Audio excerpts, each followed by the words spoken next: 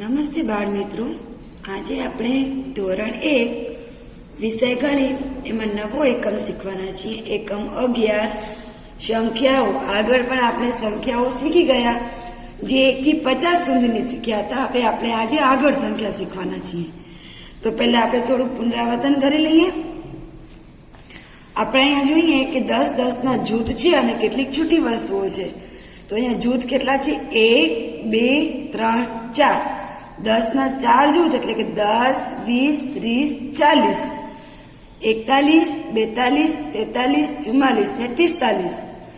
અહીંયા શેરડીના સાઠા આપેલા છે, તો એ કેટલા છે? 45. હવે અહીંયા 1, 2, 3 એટલે કે જે 10 ના 3 જૂથ છે એ દશક ગણાશે, અને જે છૂટી છે 1, 2, 3, 4 એ એકમની સંખ્યા ગણાશે. તો 10 ના 3 જૂથ તો 3 દશક, 4 એકમ. તો કઈ સંખ્યા બની? 34. 1, 2, 3, 4 4 દશક, 1, 2, 3, 4, 5, 6 એકમ. તો સંખ્યા બની 4 દશક, 6 એકમ. ચોગડે છગડે 46. 2 દશક અને 0 એકમ. 2 દશક, 0 એકમ. તો સંખ્યા બની 20. અહીંયા જેમ દોરેલા છે એવી જ રીતે આપણે બાજુમાં દોરવાના છે. સંખ્યા છે 43. તો 3 છે એ એકમના સ્થાનમાં છે, 4 છે એ દશકના સ્થાનમાં છે. તો અહીંયા 10 ના 4 જૂથ આપણને દોરવાના છે અને 3 છૂટા. 1, 2, 3, 4, 5, 6, 7, 8, 9, 10. આવી રીતે 10 ના 4 જૂથ.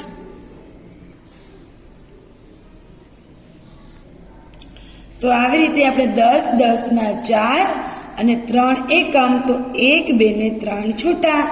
4 દશક, 3 એકમ એટલે કે 43. હવે અહીંયા 22ની સંખ્યા આપેલી છે. તો એકમના સ્થાનમાં 2 અને દશકના સ્થાનમાં પણ 2. તો આપણે 10 ના 2 જૂથ દોરશું અને 2 છૂટા દોરશું.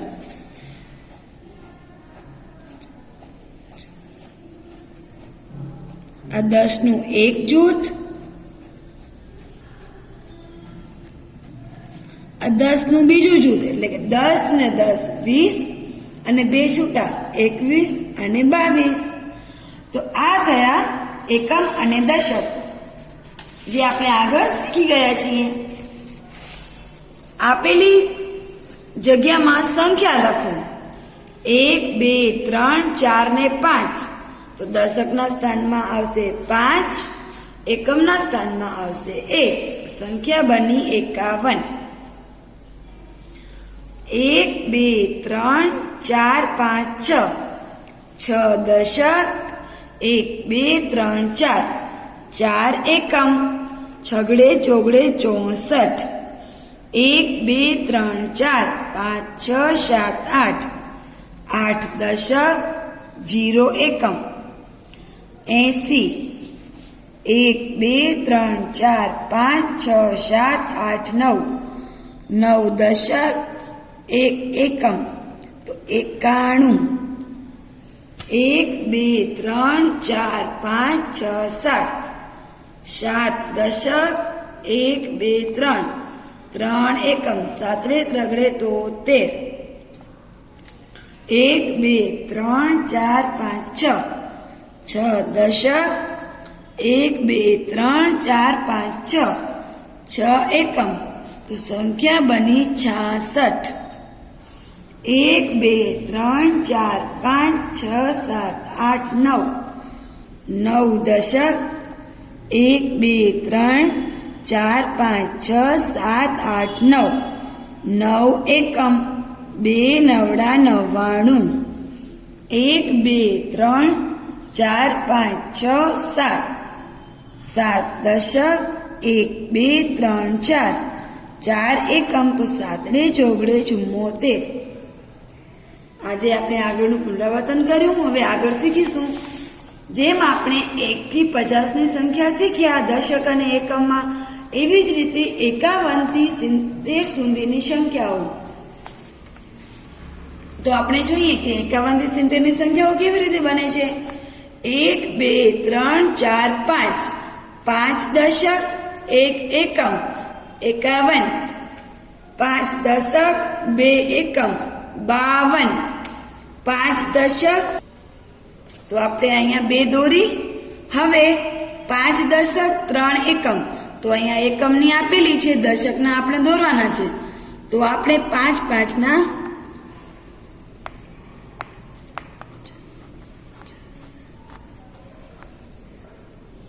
10 10 ના 5 જૂથ દોરવાના રહેશે. 1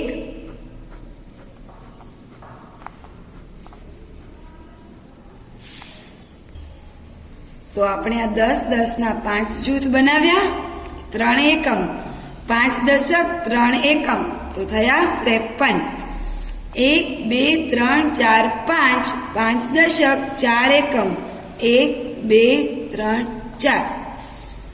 તો 5 દશક 4 એકમ 54, 5 દશક 5 એકમ 55, 5 દશક 6 એકમ, પાંચડે છગડે 56. આપણે અહીંયા દશકમાં જે દિવાસળીના 10 10 ના જૂથ છે એવા 5 જૂથ અહીંયા દોરવાના છે. તો આપણે 10 10 ના 1 2 3 4 ને 5, 5 દશક 6 એકમ 56, 5 દશક 7 એકમ 57, 5 દશક 8 એકમ 1 2 3 4 5 6 7 8, 58, 5 દશક 9 એકમ 1 2 3 4 5 6 7 8 9, પાંચડે નવડે 59, 5 દશક અને 1 દશક. એટલે કે 5 10 10 ના 5 જૂથ એક અને 1 10 નું જૂથ અલગ. 1 2 3 4 5 6. કેટલા થશે? 60. 6 દશક 1 એકમ એટલે 61, 6 દશક 2 એકમ છગડે બગડે 62, 6 દશક 3 એકમ તો 63, 6 દશક 4 એકમ. તો આપણે અહીંયા દશકના જગ્યાએ 6 જૂથ દોરવાના રહેશે. તો આપણે દશકના સ્થાનમાં કેટલા જૂથ દોર્યા? 1 2 3 4 5 6. 6 દશક 4 એકમ 64, 6 દશક 5 એકમ 1 2 3 4 5 છગડે પાંચડે 65, 6 દશક 6 એકમ 2 છગડા 66, 6 દશક 7 એકમ 1 2 3 4 5 6 7 છગડે સાતડે 67, 6 દશક 8 એકમ 1 2 3 4 5 6 7 8 છગડે આઠડે 68, 6 દશક 9 એકમ છગડે નવડે 69, 6 દશક અને 1 દશક તો 6 ને 1 7, 7 દશક એટલે કે 70.